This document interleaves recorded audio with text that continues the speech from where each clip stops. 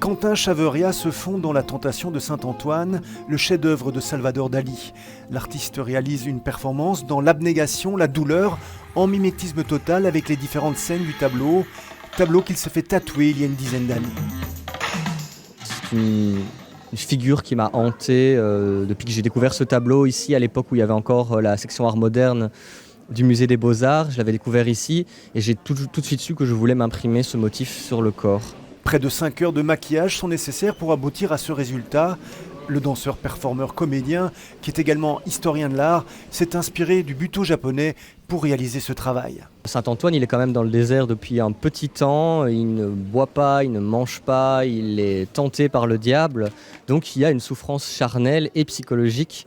Les deux existent et j'ai essayé de les incarner d'une certaine manière avec des contraintes physiques très fortes, avec ces objets de béquilles qui deviennent presque un peu hostiles.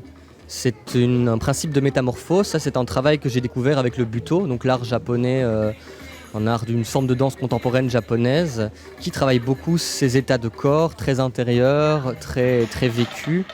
Les performances de Quentin s'enchaînent devant l'unique œuvre de Dali appartenant au Musée royal des Beaux-Arts de Belgique. Le public est conquis.